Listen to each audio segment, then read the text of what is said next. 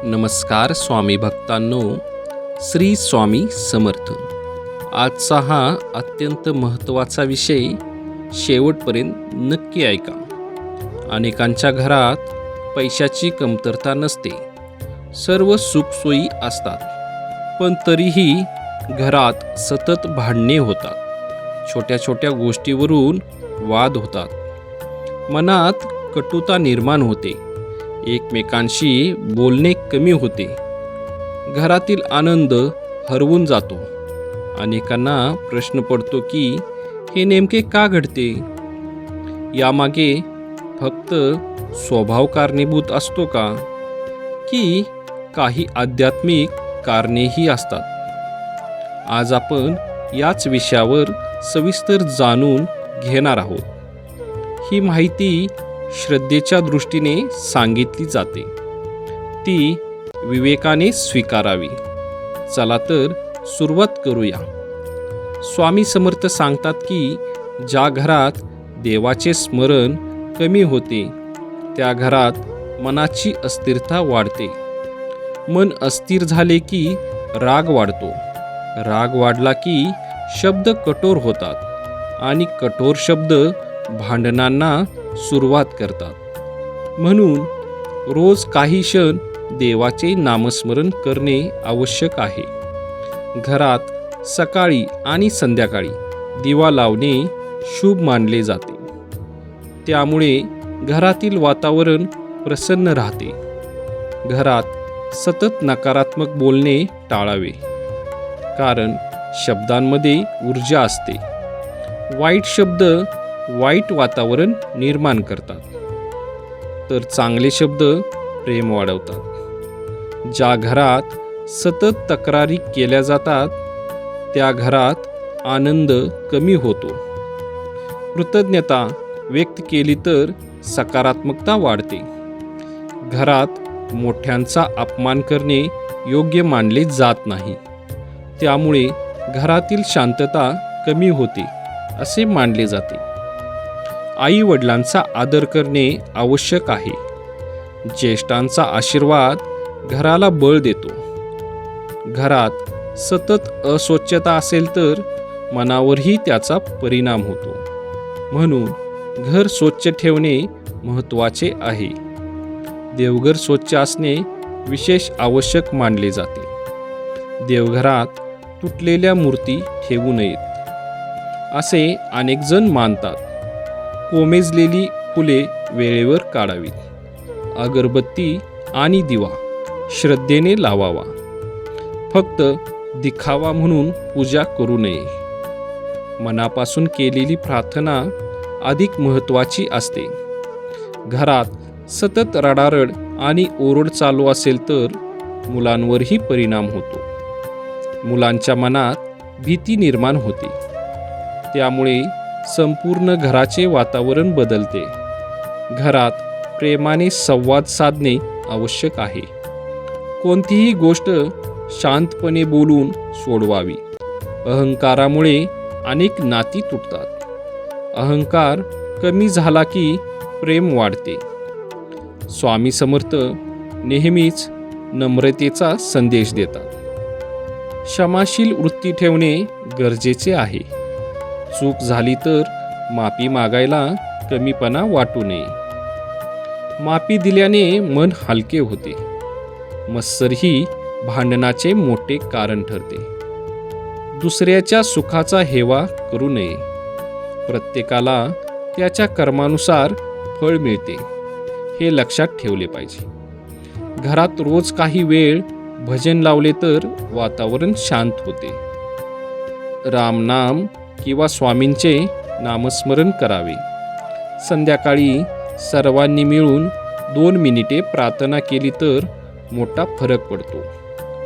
जेवताना वाद घालू नयेत. अन्नाचा आदर करावा. अन्नाला देवाचे रूप मानले जाते. घरात सतत नकारात्मक बातम्या पाहण्यात वेळ घालवू नये. मनावर त्याचा परिणाम होतो. घरात हसण्याचे वातावरण असावे. एकमेकांचे कौतुक करावे. प्रेमाने बोलावे. संयम ठेवावा. रागाच्या भरात निर्णय घेऊ नयेत. शब्द बोलण्यापूर्वी विचार करावा, कारण शब्द परत घेता येत नाही. घरात देवाचे स्तोत्र म्हणावे. स्वामी समर्थांचा जप करावा. श्री स्वामी समर्थ हा मंत्र श्रद्धेने म्हणावा. मन शांत होत जाते. घरातील तणाव कमी होण्यास मदत होते. प्रत्येक रविवारी किंवा गुरुवारी देवापुढे दिवा लावावा. सर्व कुटुंबियांनी एकत्र बसावे. एकमेकांच्या भावना समजून घ्याव्यात. फक्त स्वतःचेच मत योग्य आहे असे समजू नये. इतरांचेही ऐकावे, समजून घ्यावे. सहनशीलता वाढवावी. घरात प्रेम असेल तर लक्ष्मीचेही आगमन होते असे मानले जाते. भांडणामुळे घरातील आनंद निघून जातो. शांततेमुळे सुख वाढते. वाईट सवयी सोडण्याचा प्रयत्न करावा. व्यसनामुळेही अनेक घरात कलह निर्माण होतो. त्यापासून दूर राहावे. सत्य बोलावे. प्रामाणिक राहावे. विश्वास जपावा. विश्वास तुटला की नाती कमकुवत होतात. स्वामी समर्थांवर श्रद्धा ठेवावी, पण त्याचबरोबर स्वतःच्या वागण्यातही बदल करावा. फक्त उपाय करून उपयोग होत नाही. स्वभाव बदलणे आवश्यक आहे. प्रेमाने बोलणे ही सर्वात मोठी साधना आहे. हसतमुख राहणे ही मोठी पूजा आहे. रागावर नियंत्रण ठेवणे ही खरी तपश्चर्या आहे. दुसऱ्यांच्या चुका माफ करणे ही मोठी सेवा आहे. दररोज देवाचे आभार मानावेत. जे आहे त्यात समाधान मानावे. समाधानी मनात भांडणे कमी होतात. असमाधानी मन सतत अस्वस्थ राहते. स्वामी समर्थांचा आशीर्वाद मिळवण्यासाठी श्रद्धा, संयम आणि चांगले कर्म आवश्यक आहे. घरातील प्रत्येकाने एकमेकांना वेळ द्यावा. मोबाईलपेक्षा माणसांना महत्त्व द्यावे. मनातील प्रेम व्यक्त करावे. राग साठवून ठेवू नये.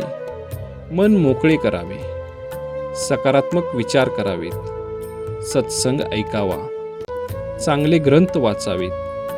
मुलांना चांगले संस्कार द्यावेत.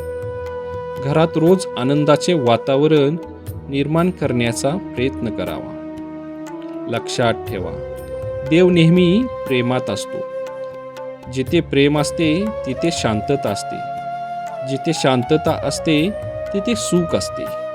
आणि जिथे सुख असते तिथे स्वामी समर्थांची कृपा अनुभवायला मिळते, असे अनेक भक्त मानतात.